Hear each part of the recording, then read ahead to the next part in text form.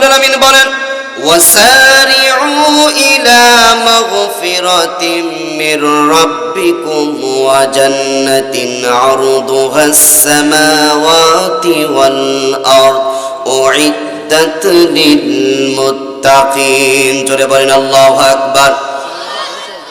আল্লাহ রাব্বুল আলামিন বলেন ওয়াসারিউ, তোমরা দৌড়াও, তোমরা এগিয়ে যাও, ইলা মাগফিরাতিম মির রাব্বিকুম, আমি আল্লাহর ক্ষমার দিকে, মাগফিরাতের দিকে, ইলা মাগফিরাতিম মির রাব্বিকুম ওয়া জান্নাতিন আরদুহাস সামাওয়াতি ওয়াল আরদ, জান্নাতের দিকে দৌড়াও তোমরা, জান্নাতের দিকে দৌড়াও তোমরা, আমি আল্লাহর মাগফিরাতের দিকে দৌড়াও, আল্লাহর ক্ষমার দিকে তোমরা দৌড়াও। আজ এই জমিনের মধ্যে আমরা আল্লাহর দিকে নাই, আমরা ইসলামের দিকে নাই, আমরা কোরআনের দিকে নাই, আমাদের জীবনের গুনাহ মাফ যেখানে হবে সেখানে নাই। এই দুনিয়াতে আমরা আছি, কে কত বড় বাড়ি করতে পারবো, আমরা যেখানে পারি সেখান থেকে আমরা সম্পদ কামাই করতে পারবো। এই দুনিয়ার জন্য আমরা পাগল পারা আছি, যে যে কর্ম করি সেই কর্মটা বেশি আঁকড়ে ধরে দুনিয়াকে আমরা আঁকড়ে ধরতে চাই। যেখানে ফায়দা আছে, যেখানে জান্নাত আছে, যেখানে সওয়াব আছে, আজ মুসলমান সেখানে থাকে না। আল্লাহ তাআলা ডাক দিয়ে বলেন আমার গোলামেরা, তোমরা দৌড়াও, তোমরা আসো, তোমরা এগিয়ে আসো আমি আল্লাহর মাগফিরাতের দিকে, জান্নাতের দিকে, ইসলামের ছায়াতলে, আল কোরআনের দিকে, আল হাদিসের দিকে, কোরআন সুন্নাহর দিকে তোমরা এগিয়ে আসো। আমরা কোরআন থেকে আমরা দূরে সরে যাচ্ছি, ইসলাম থেকে আমরা দূরে সরে যাচ্ছি।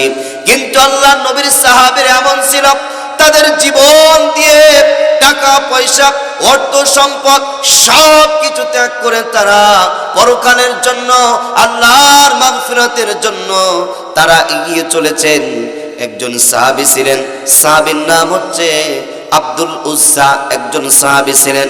আল্লাহর নবী বিশ্ব নবী যখন মক্কা থেকে হিজরত করে মদিনাতে যখন আল্লাহর নবী চলে গেলেন, আব্দুল উজ্জা বাবা হারা সন্তান, যুবক মানুষ, মায়ের অন্য জায়গায় বিবাহ হয়ে গিয়েছে।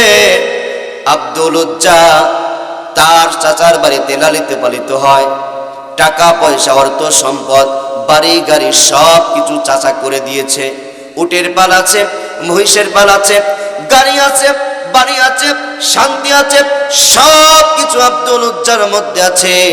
কিন্তু আব্দুল উজ্জা চিন্তা করলো দুনিয়ার মধ্যে আমার সব কিছু আছে, কিন্তু আব্দুল্লাহর বেটা মুহাম্মদ বিশ্বনবী রাসূলুল্লাহ সাল্লাল্লাহু আলাইহি ওয়াসাল্লাম, আল্লাহর পয়গম্বর, আল্লাহর নবীজি মক্কা থেকে ওই মদিনাতে চলে গেল।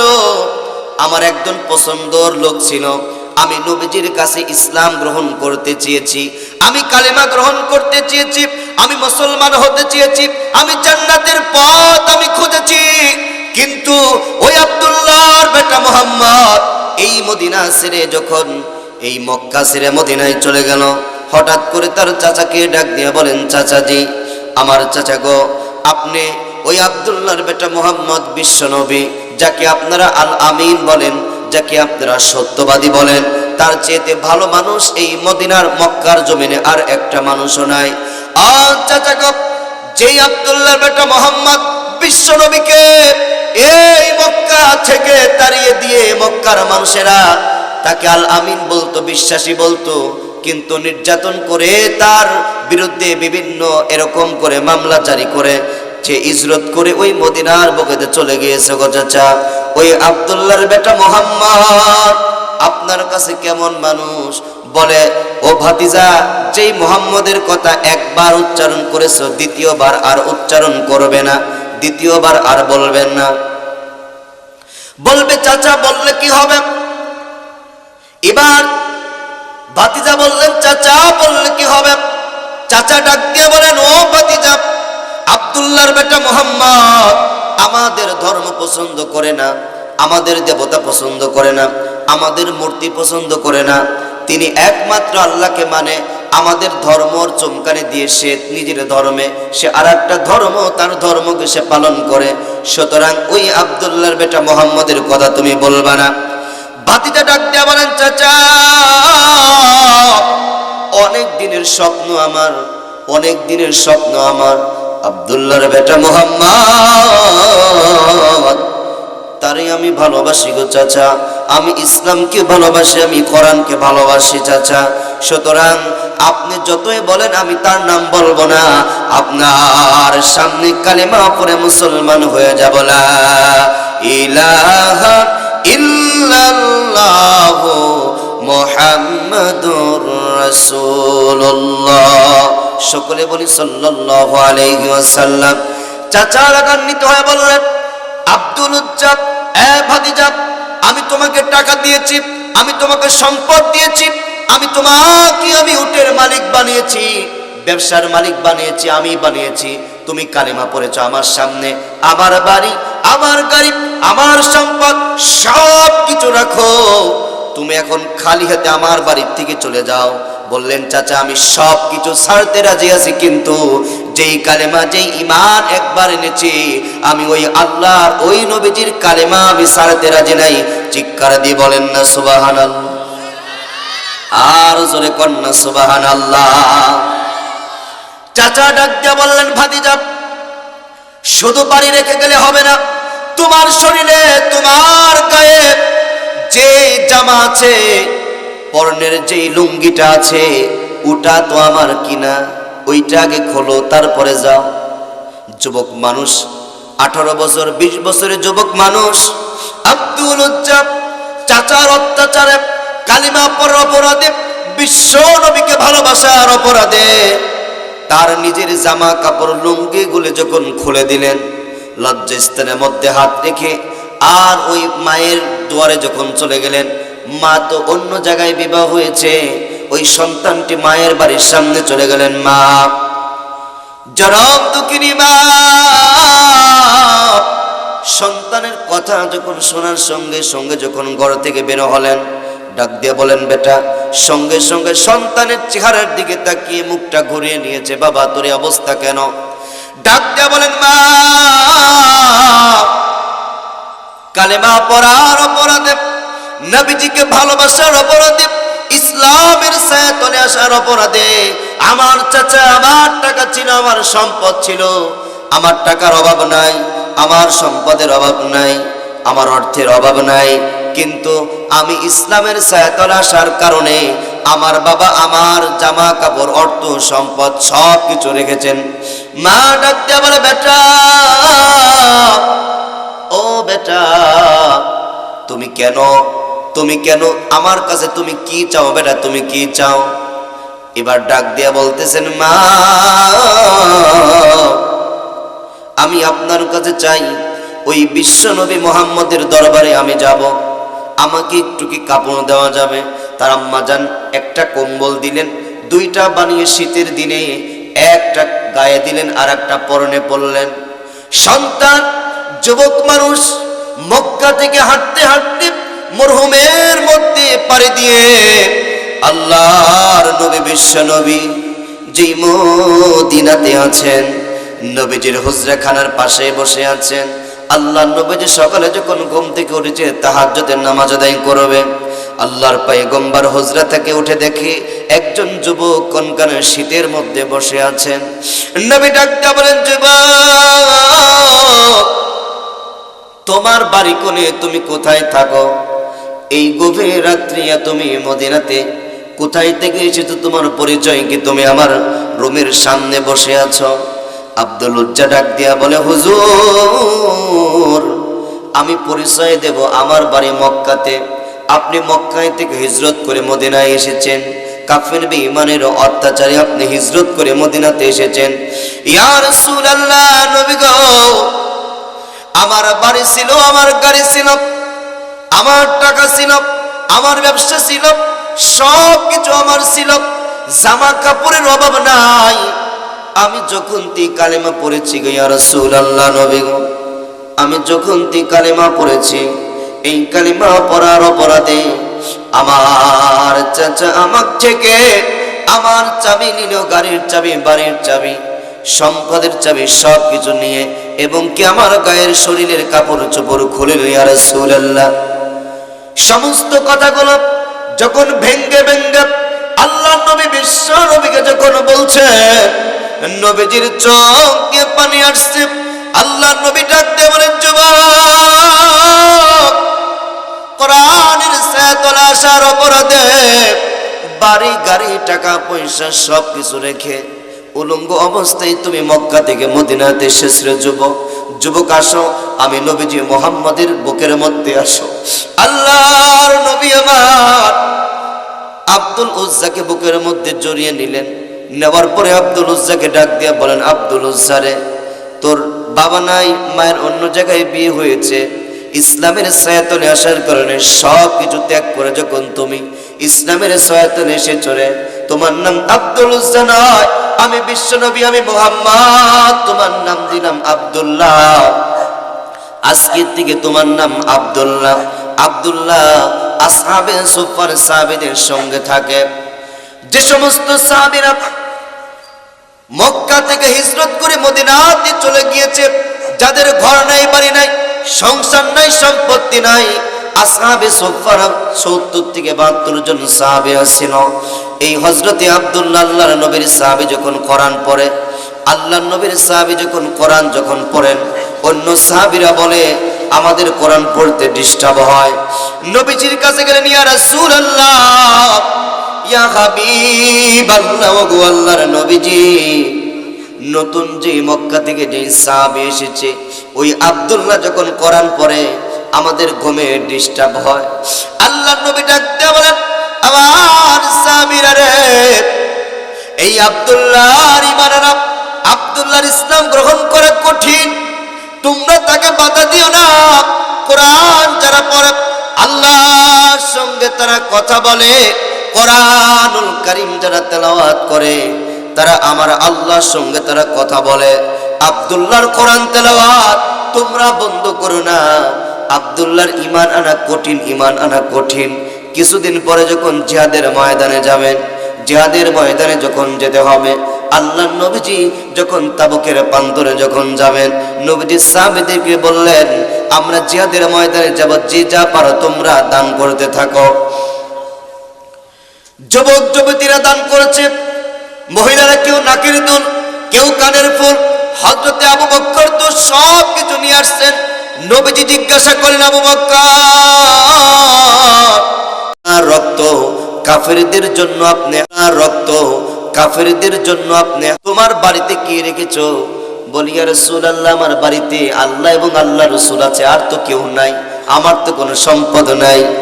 হঠাৎ করে নতুন মুসলমান হযরতে আব্দুল্লাহ ডাক দিয়ে বলেন, ওগো আল্লাহর নবীজি, আপনি জিহাদের ময়দানে যাবেন, আমি আব্দুল্লাহকে কি জিহাদের ময়দানে আপনি কি পাঠাবেন না? নবীজি হাত তুলে দোয়া করেন, আল্লাহ, যে আব্দুল্লাহ বাড়ি ছেড়ে, ঘর ছেড়ে, টাকা পয়সা সব কিছু ছেড়ে দিয়ে আল্লাহ কোরআনের পক্ষে আসলেন, ডাক দিয়ে বলেন, ইয়া রাসূলুল্লাহ, আমি চেয়েছি, আমি শহীদ হতে চাই, আমার জীবনটা ইসলামের পক্ষে দিতে চাই, আমার জীবনের রক্তটা ইসলামের পক্ষে ব্যয় করতে চাই গো নবীজি, আপনি কি দোয়া করলেন? নবীজির সঙ্গে সঙ্গে হাতটা তুলে বলেন, আল্লাহ, আমার আব্দুল্লাহ যদি জ্বরে মারা যায়, অসুস্থ যদি মারা যায়, যেইভাবে মারা যাক না কেন, আমার আব্দুল্লাহকে আপনি শহীদি মরণ দেন। সকলেই জবান ছেড়ে বলেন না সুবহানাল্লাহ। হযরতে আব্দুল্লাহ জিহাদের ময়দানে গেলেন। যাওয়ার পরে জিহাদের ময়দান থেকে আসার পথে যখন হযরতে আব্দুল্লাহ খুব অসুস্থ হলেন, জ্বর হলেন, বিমার হলেন, অসুস্থ হলেন, হযরতে আব্দুল্লাহ নতুন ইসলাম গ্রহণ করেছে, তার দিলের মধ্যে শহীদি তামান্না, যেন আমার জীবনটা আমি কোরআনের পক্ষে ব্যয় করব, আমি জীবন দিয়ে আল্লাহর জান্নাত কামাই করব। চিৎকার দিয়ে বলেন আল্লাহু আকবার। হযরত আব্দুল্লাহ ইন্তেকাল করলেন, নতুন মুসলমান ইন্তেকাল করলেন। আব্দুল্লাহর ইন্তেকালের পরে সাহাবীরা আল্লাহর নবীকে বললেন, ইয়া রাসূলুল্লাহ, ইয়া হাবিবাল্লাহ, ওগো আল্লাহর পয়গম্বর, আপনার কাছে যে নতুন মুসলমান এসেছে, জিহাদের ময়দানে দিয়েছেন হযরতে আব্দুল্লাহ, বাড়ি গাড়ি সব কিছু রেখে ওই মক্কা থেকে মদিনা এসেছে, ওই সাহাবীটা ইন্তেকাল করেছেন, খুব জ্বরে বিমারে ইন্তেকাল করেছেন, অসুস্থ হয়ে। নবীজির চোখ দিয়ে পানি পড়েছে, আনো আমার আব্দুল্লাহ কই, আমার আব্দুল্লাহকে নিয়ে আসো, আমি বিশ্ব নবী নিজেই আমি জানাজার পড়ব। আমার আব্দুল্লাহ কবরের মধ্যে আমি নবীজি নিজেই দাঁড়িয়ে যাব। হযরতে আব্দুল্লাহ গভীর রাত হয়ে গিয়েছেন, আল্লাহর নবীর সাহাবীর হযরত আব্দুল্লাহর জানাজা হবে। আল্লাহর নবীজি নিজেই জানাজার নামাজ পড়ালেন। জানাজার নামাজ পড়ার পরে কবরের মধ্যে যখন নামানো হচ্ছে, হযরত আবু বকর, হযরত ওমর এক পাশে, আর বিশ্ব নবী তিনজন মিলে কবরের মধ্যে নামায়। আল্লাহর নবীজি ডাক দিয়ে বলে, ওগো বিলাল, হারিকেলটা একটু উঁচু করে ধরো। আবু বকর, ওমর, তোমাদের ভাইকে কবরের মধ্যে নামাতে কোনো কষ্ট দিও না। আমার নবীজি হযরত আব্দুল্লাহর বুকের মধ্যে হাত রেখে বলেন, আল্লাহ, এই দুনিয়ার জমিনে বাড়ি ঘর ছেড়ে টাকা পয়সা সবকিছু রেখে কোরআনের জন্য যেই আব্দুল্লাহ ওই মক্কা থেকে মদিনায় আসলেন, আমি খুশি আছি গো আল্লাহ, আপনিও আপনার বান্দাকে আপনি আপনার জান্নাতের মেহমান বানায় নাও। চিৎকার দিয়ে বলেন না সুবহানাল্লাহ। নবীজির সাহাবীরা অঝরনে চোখের পানি ফেলে বললেন, রব্বুল আলামিন, আল্লাহ নবীজি কবরের মধ্যে, যেই মাটির মধ্যে বিশ্ব নবী কবরের মধ্যে নেমে হযরতে আব্দুল্লাহর জন্য দোয়া করেছে, অন্যান্য সাহাবীরা হাওমাও করে কাঁদছেন আর আল্লাহকে ডাক দেবেন, আল্লাহ, আজকে লাশটা যদি হযরতে আব্দুল্লাহ না হয়ে যদি আমি হতাম, আমার জীবনটা ধন্য হয়ে যেত, আমার জীবনটা ধন্য হয়ে যেত। আমার মুসলমান ভাইরা, আমার বাবারা, এমন করে ইসলামের জন্য, কোরআনের জন্য যুগ যুগ ধরে ইসলামের জন্য, দ্বীনের জন্য যারা জীবন দিয়েছেন, যাদের টার্গেট ছিল আমি আল্লাহর জান্নাত যেতে চাই, একটু আওয়াজ দিয়ে বলেন তো দেখি আমাদের টার্গেট পরকালে আমরা কোথায় যেতে চাই? আর একটু জোরে বলেন, কি কোথায় যেতে চাই আমরা? আল্লাহর জান্নাতে আমরা যেতে চাই। আল্লাহর জান্নাতে যেতে হলে আমাদের জীবন, আমাদের মরণ, আমাদের শক্তি, আমাদের অর্থ, আমাদের দুনিয়ার কর্ম সব কিছু আল্লাহর কোরআন দিয়ে হতে হবে। যদি কোরআন থেকে যদি আমরা দূরে সরে থাকি, তাহলে আল্লাহর জান্নাতে যাওয়া যাবে না। আল্লাহর জান্নাতে তো ওই ব্যক্তি যাবে যাদের জীবনটা দিয়ে যারা কোরআনকে সমন্বিত করে ধরবে।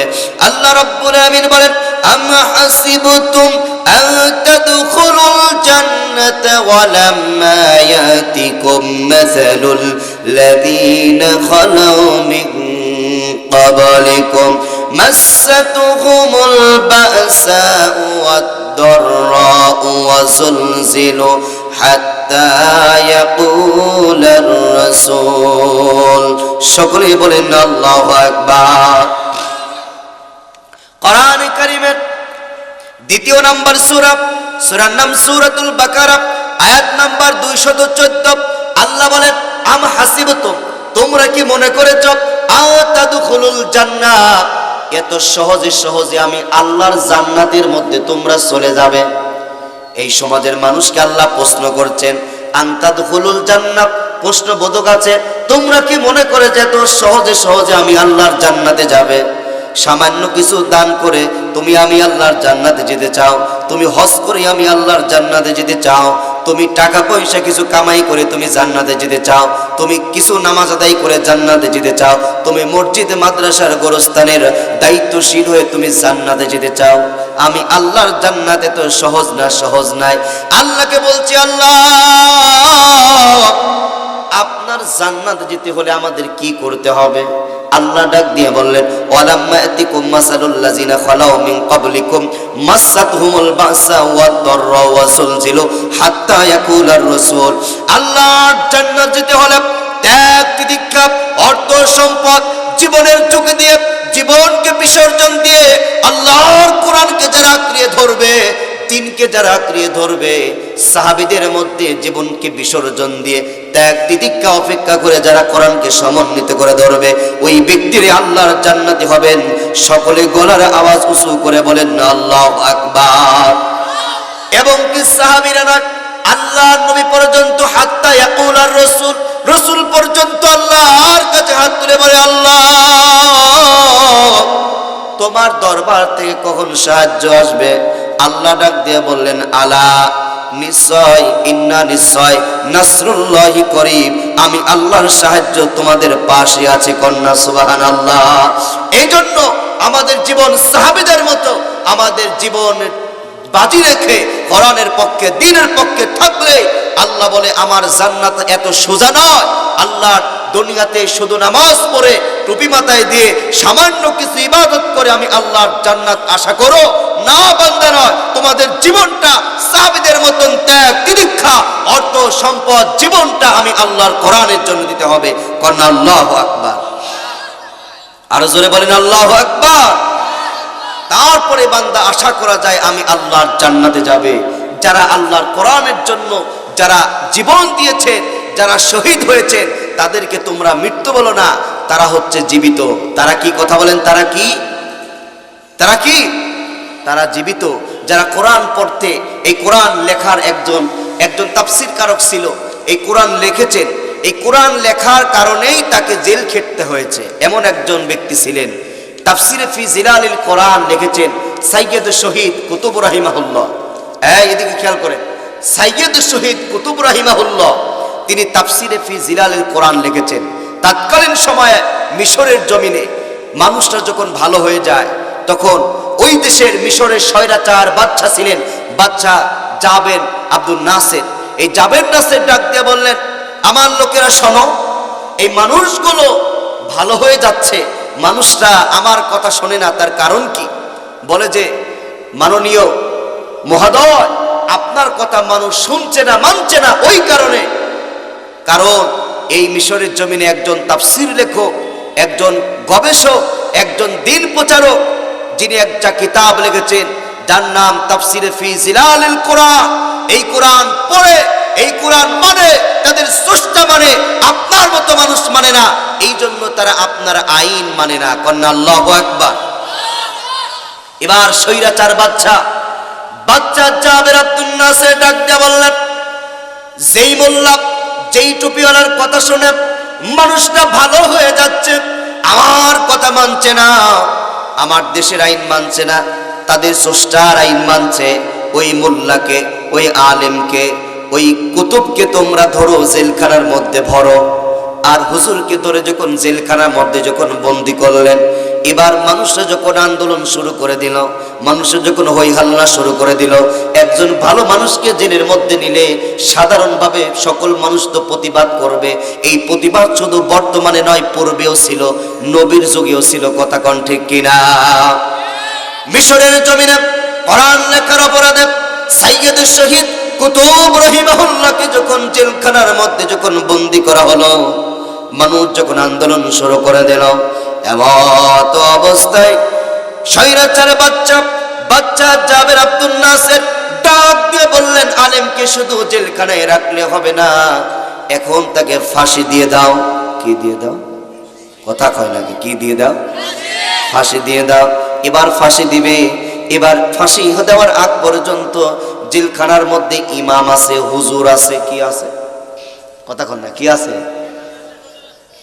হুজুর, জেলখানার ইমাম এসে ডাক দিয়ে বললেন, সাইয়্যিদ শহীদ কুতুব রাহিমাহুল্লাহ তাফসীর লেখার কারণে, কোরআন লেখার অপরাধে জেলখানার মধ্যে যাকে ভরেছেন, এবার ডাক দিয়ে বললেন, হুজুর আপনি কালেমা পড়েন। কি পড়েন? এবার হুজুর ডাক দিয়ে বললেন, আমি তো কালেমা পারি, আমি তো জানি।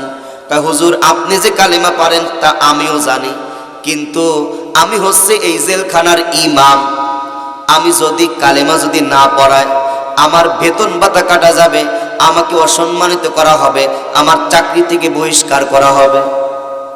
সাইয়্যিদ শহীদ কুতুব রাহিমাহুল্লাহ ডাক দিয়ে বললেন, আমি কালেমা পড়ি, তুমিও কালেমা পারো, আমার ওই কালেমার জন্য লা ইলাহা ইল্লাল্লাহ একমাত্র আল্লাহর আইন চলবে। আলা লাহুল খালকু ওয়াল আরদ, জমিন যার আইন চলবে কার? কথা কার? মানুষের। আমাদের দেশে চলে কার? হ্যাঁ, আল্লাহর আইন চলে। আল্লাহর আইন যদি চলতো তাহলে আল্লাহ বলছেন, ওয়াসারিকু ওয়াসারিকাতু ফাকতাউ আইদিয়াহুমা, চোর এবং সুন্নি, মহিলা চোর পুরুষ চোর, যে চোরই হোক, চুরি করলে হাত কেটে দাও। একটার হাত কাটা হলে আমার দেশে আর চোর থাকতো? কথা কয় নাকি? চোর থাকতো? চোর কি থাকতো? কিন্তু আমার আল্লাহর আইন চলে না। আপনাদের জানাই নাই, এদের স্বাধীন হয়েছে 71-এ। দেশ স্বাধীনের পরে 72-এ ডক্টর কামালের লিখিত সংবিধান দিয়ে আমার এই দেশ চালানো হচ্ছে। এই দেশে যত নেতা নেত্রী এসেছে প্রত্যেকে মুসলিম, কেউ অমুসলিম নয়, কেউ খ্রিস্টান নয়। আপনি বঙ্গবন্ধুর থেকে শুরু করে আপনার ওই বঙ্গবন্ধুর ভাষণ, আর জিয়ার শাসন, আর এরশাদের নানান তার, আর আপনার ফখরুদ্দিন, মঈনুদ্দিন, ঘোড়ার ডিম, সব ঘোড়ার ডিমরা যত ক্ষমতায় থেকেছে সব মানুষের আইন করা ডক্টর কামালের লিখিত সংবিধান দিয়ে দেশকে চালিয়েছে। এই জন্য এই দেশের মধ্যে আল্লাহর রহমত আর নাই, আর আলেমদেরকে জেলখানার মধ্যে ভরে। কথা কন না? আমি তো গ্রামের মানুষ, বলে হুজুর আপনি মাঝে মধ্যে রাজনীতি কথা কন, বাহিরে করবেন, এলাকায় অত সবাকলেই থাকতে হবে ভাই। কিন্তু রাজনীতি তো আসলে রাজনীতিটা কি? কোরআন মানে রাজনীতি। রাজনীতি মানে কি আপনি বোঝেন? যে ব্যক্তি আপনার বিএনপি করে তারা আওয়ামী লীগকে দেখতে পারে না, তার মানে একটা পক্ষ নেছে, তাই আর এক পক্ষের বিরোধিতা হয়েছে। কথা কন নাকি? আরে ভাই আমি তো কোরআনের পক্ষে, তাহলে আমি তো রাজনীতি করলাম, আমি একটা পক্ষে আছি না? কথা কন, আমরা কিসের পক্ষে? সবাই কন্যা কোন পক্ষে? তাহলে কোরআন ছাড়া যারা সবাই বলবে আমি রাজনীতি করি। কথা কন্যা, কথা কন্যাকে সবাই হাত তুলি কন, আমরা কিসের পক্ষে? আরো জোরে। আমরা কোরআনের পক্ষে, আমরা দুনিয়ার কোনো মানুষের পক্ষে নয়। এই দেশের মধ্যে আমরা মুসলমান, আমরা কোরআনের পক্ষে। কারণ কোরআনের আমি একটা পক্ষ নিছি, আর কোরআন ছাড়া যারা আছে তারাই মাত্র আমার সমালোচনা করবে, আর তারাই বলবে রাজনীতি করে। কথা কন্যাকে প্রিয় ভাইরা আমার, এই জন্য বলছি আপনাদেরকে, জেলখানার ইমাম সৈয়দ শহীদ কুতুব রহিমাহুল্লাহ তার সামনে এসে ইমাম সাহেব ডাক দিয়ে বললেন, হুজুর আমার দায়িত্ব আপনাকে কালেমা পড়ানো। আপনি কি কালেমা না পড়ালে আমাকে সম্মান করা হবে না, বেতন ভাতা দেওয়া হবে না, আমার চাকরি থেকে বহিষ্কার করা হবে। বললে আমি তো ওই কালেমা জানি। তাহলে বোঝা গেল তোমার কালেমার আমার কালেমা এক কালেমা। কথা কন নাকি? রাগ করছেন আপনারা? তার মানে বোঝা গেল দুইজনের কালেমা এক হইল না। তার মানে কালেমা দাওয়াত দেওয়ার, কালেমার উচ্চারণ করা, কালেমা পাঠ করা সব ঠিক আছে, কিন্তু একজন ব্যক্তি কালেমার জন্য আপনার গুস্ত পোলা পায়, পীর সাহেব খানকায় বসে কালেমা পড়ে, আর তার আর কোনো চাকরি লাগে না। আপনার মুরিদ এনে গরু, ছাগল, বেড়া, বকরি যা আছে সব তার পায়ের মধ্যে ঢালে। আর আরেকজন কালেমার দাওয়াত দেওয়ার জন্য 50 বছর তাফসীর করার পরেও 13টি বছর কারাগারে থেকে এই দুনিয়ার থেকে শহীদ হয়েছেন। কথা কন ঠিক কিনা? দুইজনের কালেমা এক কালেমা হতে পারে না। কথা কন ঠিক কিনা? রাজনীতি মনে করবেন না, সত্য কথা বলেন। ওই দিনে সৈয়দ শহীদ কুতুব রাহিমাহুল্লাহ তিনি জেলখানায় থেকে তাকে ফাঁসি দেওয়া হয়েছিল। অপরাধ ছিলেন একটা, তিনি কালেমার কথা বলে কোরআন লেখার অপরাধে সেদিন জেলখানার ইমামকে বলেছিল, ও জেলখানার ইমাম, তুমি কালেমা পড়ালে তুমি টাকা পাও, গোস্ত পলোয়া পাও, সম্মান পাও, চাকরি পাও, বেতন ভাতা পাও। আমি কালেমা বললে ওই কালেমার কথা মানার কারণে আমাকে জেলখানায় রাখতে হয়। কথা বলেন ঠিক কিনা? সৈয়দ শহীদ কুতুব রাহিমাহুল্লাহ বললেন, ও জেলখানার ইমাম, ভালো করে কান খাড়া করে শোনো। আমার কালেমা সেই কালেমা যেই কালেমার জন্য খাব্বাবকে জীবন দিতে হয়েছে। আমার কালেমা সেই কালেমা যেই কালেমার জন্য আমির হামজাকে শহীদ করতে হয়েছে। আমার কালেমা সেই কালেমা যেই কালেমার জন্য সুমাইয়াকে শহীদ করতে হয়েছে। আমার কালেমা সেই কালেমা যেই কালেমার জন্য বিলালকে কষ্ট করতে হয়েছে। আমার কালেমা সেই কালেমা যেই কালেমার জন্য বিশ্বনবীর দান শহীদ করতে হয়েছে। আমার কালেমা সাহাবীদের কালেমা, আমার কালেমা নবীদের কালেমা, আমার কালেমা বিশ্বনবীর কালেমা। আর তোমার কালেমা মানুষের টাকা খাওয়া, কষ্ট পলোয়া খাওয়া কালেমা। কথা কন ঠিক কিনা? আজ এই সমাজের মধ্যে সবাই কালেমার দাওয়াত দেয়। যত দল আছে দেশে সব দলই কালেমার দাওয়াত দেয়, কিন্তু কিছু মানুষ বাছাই কিন্তু কালেমার দাওয়াত দেওয়ার কারণে, কোরআনের কথা বলার কারণে, দ্বীনের সত্য বিধান মানার কারণে, আলা লাহুল খলকু ওয়াল আম কোরআনের একটি আয়াত যখন বাস্তবায়ন করতে চায়, আল্লাহর জমিন, আল্লাহর দ্বীন প্রতিষ্ঠিত করতে হবে, এমন সিদ্ধান্তের উপর অটল যারা থাকে তাদের উপরে বিপত্তি বাধা আসে। কথা বলেন ঠিক কিনা? আর জোরে কোন ঠিক কিনা? এই হক কথাগুলো যদি না বলি, মানে আগের থেকে সরকার পলানোর আগের থেকে বলি অভ্যাস, এখন কি আর যায়? কথা কোন যাবে? কারণ বলি অভ্যাস যাদের তাদের যাবে না। আমি দিয়ার পাড়া ওয়াজ করার পরে কয়েকজন আমাকে বললো যে হুজুর সব জায়গায় রাজনীতি করেন, এখানে বলেন না। আমি আপনাদের কাছে পায়ে ধরে বলি, কোনো রাজনীতি নয়। আমি কোরআনের পক্ষে নিলে কোরআন থেকে যারা কোরআনের দুশ্মন তারা বলবে আমি রাজনীতি করি। কতক্ষণ ঠিক কিনা? এই কথাগুলো আমাদের সবার হক কথা, এ কথা আমাদের জানতে হবে। আল্লাহর কসম, আল্লাহি বিল্লাহি তাল্লাহি, একটু ভালো করে কান খাড়া করে শোনেন। আপনার জীবনে নামাজ আছে, আপনার জীবনে রোজা আছে, আপনার জীবনে টুপি জুব্বা দাড়ি টুপি সব আছে। আপনি লক্ষ টাকা খরচ করে হজ করেছেন, আপনি দান করেন, এলাকার মানুষ আপনাকে হাজী সাহেব বললেন, সব কিছু আছে। কিন্তু আল্লাহি বিল্লাহি তাল্লাহি, ওই আল্লাহর কসম করে বলি, যদি আপনার জীবনে যদি এতটুকুন আপনি যদি বাধা প্রদান করেন কোরআন দিয়ে দেশ চলুক, এটা যদি আপনি না চান, আমার কথা নয়, মোল্লার কথা নয়, আল্লাহর কথা, আদাল্লাহ আমালাহুম, আপনার জীবনের হাজী সাহেব বুজুর্গির নামাজ দান খয়রাত সব কিছু নষ্ট হয়ে যাবে, একটা আল্লাহর দরবারে কবুল হবে না। কথা বলেন ঠিক কিনা? কবুল হবে? যদি আপনি চান না কোরআন দিয়ে কি দেশ চলবে, আমরা দির পাড়া বসে থেকে বলবে না, আপনি শুধু কোরআনের পক্ষে থাকবেন, কিন্তু কোরআন দেশে বাস্তবায়ন হবে কোন দিন ওটা আপনি জানেন না। আপনি কবরে যাবেন, আপনি যে কোরআনের পক্ষে ছিলেন এটাই পরকালে আপনাকে জিজ্ঞাসা করা হবে। কোরআনের পক্ষে থাকার কারণে আপনাকে আল্লাহর জান্নাতে দেওয়া হবে। আর কোরআনের বিপক্ষে মানে দেশ কোরআন দিয়ে চলুক এটা যারা চাবে না, মুনাফিক হবে তারা। মুসলমান হিসাবে তাদের কিয়ামতে ওঠার কোনো সুযোগ, কথা বলেন সুযোগ। আমাদের ইমাম, আমি যদি বলতে চাই কোন সাহাবী কোন নবী কোন ইমাম, আমাদের চারজন ইমাম ছিল। ইমাম আহমদ বিন হাম্বল, আহারে তাকে কালেমার দাওয়াত দেওয়ার কারণে গলার মধ্যে রশি দিয়ে পাগলা ঘোড়ার মতন টেনে বেড়াইছে ইমাম, তিনি ইমাম। আমাদের ইমাম আবু হানিফা, আমাদের ইমামের নাম কি? ইতিহাস পড়েন, জানেন আপনি? ইমামে আজমে আবু হানিফা রহমাতুল্লাহি আলাইহি, তিনি জেলখানার মধ্যে থেকেছেন। তার টাকার অভাব ছিল না, সম্পদের অভাব ছিল না। তাকে জেলখানার মধ্যে রেখে তাকে চাবুকের বাড়ি দেওয়া হতো। আব্বাহারা সন্তান ইমামে আজমে আবু হানিফা, বৃদ্ধ মা, ওই মাকে সামনে আনা হতো। জেল খাটে নাই কে? এখন যদি একজন হুজুর জেল খাটে, বলে একটু জঙ্গি জন্য তাকে জেলে দিয়েছে। একজন ইসলাম পন্থী ইসলামের কথা বলার জন্য যদি মামলা দেওয়া হয়, বলে ও ষড়যন্ত্র করে, ও জঙ্গি, ও এরকম বিভিন্ন কথা বলে, এই কথাগুলো বলে।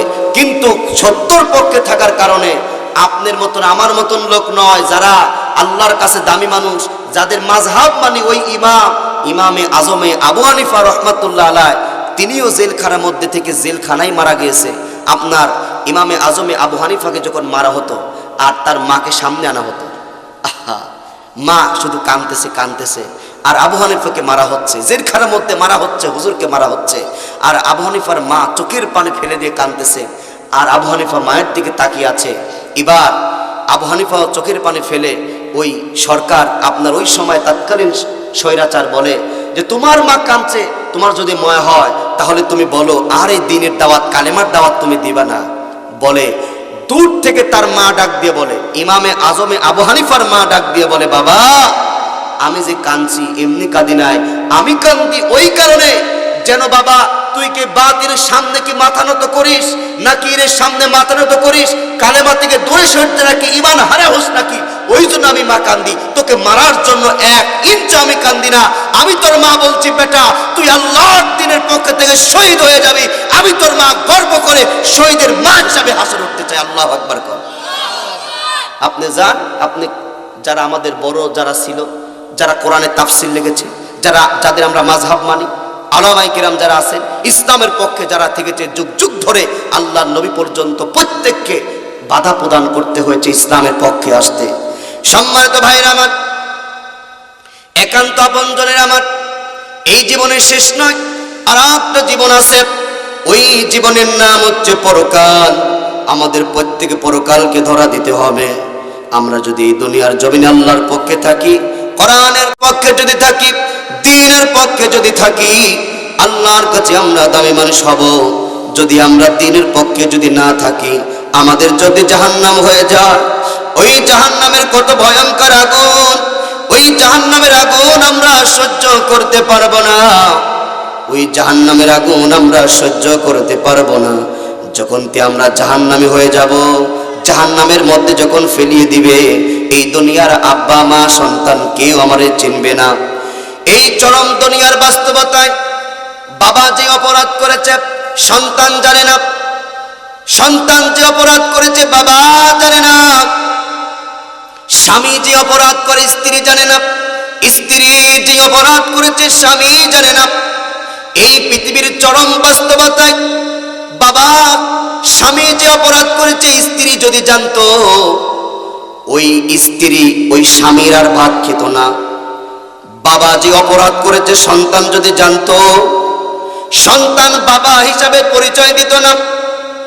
এই পৃথিবীতে চরম বাস্তবতায় এই জীবনে আপনি আমি যা অপরাধ করেছি, আমার মতন হুজুর আমার জীবনের যে অপরাধ আছে, যদি আমি অপরাধগুলো যদি আপনারা জানতেন, আমার জীবনের যত গুনাহ আছে আপনারা যদি জানতেন, আপনারা যদি দেখতেন, আমার মতন হুজুরের ওয়াজ আপনারা শুনতেন না।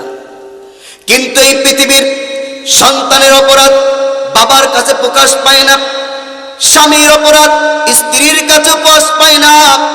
প্রিয়তম স্ত্রীর অপরাধ যদি স্বামী জানত, তাহলে ওই স্বামী ওই স্ত্রীকে বাড়িতে রাখতো না।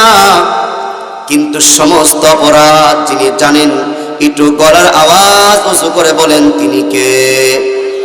আর একটু জোরে বলেন তিনি কে? বন্ধু একটু চোখের পানি আসে নাকি, একটু খেয়াল করে শুনবেন রে ভাই। এই দুনিয়ার জমিনে আমরা থাকবো না, এই দুনিয়া থেকে আমরা কবর জগতে চলে যাব। দুনিয়ার মধ্যে আমরা যে যে অপরাধ করেছি কেউ জানে না, কিন্তু আল্লাহ তাআলা বলেন ইন্নাহু আলিমুম বিযাতিস সুদূর, ইন্নাহু আলিমুম বিযাতিস সুদূর। বান্দা যে অপরাধ করো না কেন, বান্দা দুনিয়ার জমিনে তুমি যা করো না কেন, সব কিছু আমি দেখি জানি শুনি, আমি সব কিছু দেখি জানি শুনি। বান্দা তোমার জীবনে কত গুনাহ হয়েছে, বান্দারে আমি রব, আমি মালিক। তোমার জীবনের সমস্ত গুনাহ, এত গুনাহ করেছো, সমস্ত গুনাহ যতই গুনাহ করো না কেন বান্দা, যদি আমি আল্লাহর কাছে আসো, যদি তওবা করো, আমি আল্লাহ তোমাকে মাফ করে দেব, আমি আল্লাহ তোমাকে ক্ষমা করে দেব। লা তাকনাতু মির রাহমাতিল্লাহ, ইন্নাল্লাহা ইয়াগফিরুয যুনুবা জামিআ, ইন্নাহু হুয়াল গফুরুর রহিম।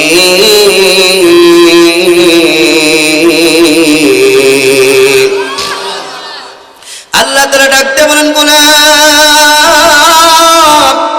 এই দুনিয়ার জমিনে তুমি যদি তোমার গুনার পাল্লা যদি পাহাড় পরিমাণ হয়ে যায়, আমি আল্লাহর দয়া, আমি আল্লাহর মায়া আসমান পরিমাণ, তোমার গুনার পাল্লা যদি আসমান পরিমাণ হয়ে যায় রে বান্দা, আমি আল্লাহর দয়া, আমি আল্লাহর আরশ পরিমাণ। ওগো বান্দা, জীবনে যত গুনাহ করেছো, যত পাপ করেছো রে বান্দা, লা তাকনাতু মির রাহমাতিল্লাহ, লা তাকনাতু মির রাহমাতিল্লাহ, আমি আল্লাহর রহমত থেকে তুমি নিরাশ হয়ো না, আমি আল্লাহর রহমত থেকে তুমি নিরাশ হয়ো না। আমার বন্ধুরা, আমার ভাইরা, আমার আমরা তো কবরে চলে যাব। বিশ্ব নবী, দয়ার নবী তার বেটি ফাতেমাকে ডাক দিয়ে বলেন, ফাতেমা, ও ফাতেমা, ওই কবরের মধ্যে আমি নবীর পরিচয় চলবে না। এ ফাতেমা, দুনিয়া কবরের মধ্যে শুধু আমল নামা, আমল ছাড়া কবরের মধ্যে আর কিছু যাবে না, কেউ কিছু যাবে না। নবীজির কলিজার টুকরা, নয়নের পুতুল হযরত ফাতিমাতুজ জোহরা রাদিয়াল্লাহু তাআলা আনহা, আমার দাদা ভাই, আমাদের হাফিজিয়া মাদ্রাসা এবং গোরস্থানের যিনি সভাপতি আলহাজ জনাব মুজাম্মেল হক, আমার দাদা ভাইকে মঞ্চে আসার জন্য অনুরোধ করছি। তিনি আমাদের মুরব্বী, আমাদের গ্রামের প্রামাণিক। আমার দাদা ভাইকে মঞ্চে আসার জন্য অনুরোধ করছি, একটু আমার এইখানে আসা। প্রিয় ভাইরা আমার, হযরত ফাতিমাতুজ জোহরা রাদিয়াল্লাহু তাআলা আনহা ইন্তেকাল করবেন। আল্লাহর নবীর সাহাবী হযরত আলী কাররামাল্লাহু ওয়াজহা বাড়িতে আসলেন। আসার পরে ফাতেমা নতুন করে সাজুগুজু করেছে। হযরত ফাতেমা ডাক দিয়া বলেন, পারে স্বামী আমার, আজকে তো ওই দিন আমি আর দুনিয়ায় থাকবো না। পারে স্বামী আমার, আমি আর দুনিয়ায় থাকবো না। হযরতে আলী ডাক দিয়ে বলেন, আপনি কিভাবে বুঝলেন যে আপনি আর দুনিয়ায় থাকবেন না? ফাতিমা ডাক দিয়া বলেন, পানে স্বামী আমার বাবা যখন ইন্তেকাল করে আমার বাবা বলেছে, ফাতেমা বেটি কান্দো না, কান্দো না, আমার ইন্তেকালের 6 মাস পরে বেটি তুমি আর দুনিয়ায় থাকবে না। এবার গাছ কাটলে যেমন গাছটা পড়ে যায়, সঙ্গে সঙ্গে হযরতে আলী রাদিয়াল্লাহু তাআলা আনহু বিছানার উপরে পড়ে গেলেন। ফাতেমা ডাক দিয়ে বলে, পারে স্বামী গো, আমি তো মারা যাব, আমি তো কবরের মধ্যে চলে যাব। ও পারে স্বামী গো, এই দুনিয়ার জমিনে মানুষরা আমাকে দেখে নাই, আমি পর্দা করেছি। অল্প 2 জন মানুষই আমার একাই জানাজার পড়িয়ে আপনি আমাকে দাফন কাফন করবেন, যেন জানাজার নামাজের মধ্যে মানুষ যদি আসে, নবীর বেটি বাইটি ছিল না, লম্বা ছিল, নবীর বেটি ফাতেমা মোটা না চিকন ছিল, আমি পর্দার খেলাফ আমি হতে দেব না। হযরত আলী চলে গেলেন আবু যর গিফারির দরজায়। যুবক মানুষ আবু যর গিফারির দরজায় চলে গেলেন। গভীর রাত্রি আবু যর গিফারি ডাকতে বলে, আল্লাহ নবীর সাহাবী আলী ভাই, এই গভীর রাত্রি আপনি আমার দরজার সামনে কেন? আবু যর, যাও যাও বিশ্ব নবীর নয়নের পুতুল কলিজার টুকরা হযরতে ফাতিমার জন্য একটা কবর কাটো। আল্লাহ নবীর সাহাবী আবু যর গিফারি যখন কবর কাটতেছেন ফাতিমার জন্য, ওই কবর কি আবেগের ঠেলায় প্রশ্ন করেছে আর চোখের পানি ফেলছেন, এ মাটির কবর, তোর মধ্যে কাকে রাখা হবে রে মাটির কবর? তুই যেন বেয়াদবি করিস না।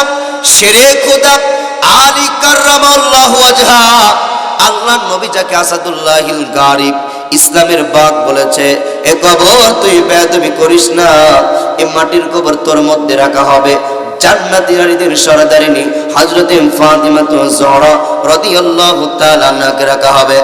এ মাটির কবর, তুই যেন বেয়াদবি করিস না রে মাটির কবর, তোর মধ্যে কাকে রাখা হবে রে? হাসান হুসেনের মাকে রাখা হবে। আবু যর গিফারি ওই মাটির কবর কাটতে না ডাক দেওয়া, মাটির কবর তোর মধ্যে রাখা হবে রে। আল্লাহর নবী বিশ্ব নবী আখিরে জামানার পয়গম্বর, আল্লাহর নবী বিশ্ব নবীর নয়নের পুতুল, যাকে মা মা বলে ডাক দিতেন, হযরতে ফাতিমা জোহরা রাদিয়াল্লাহু তাআলা আনহাকে এই কবরের মধ্যে রাখা হবে।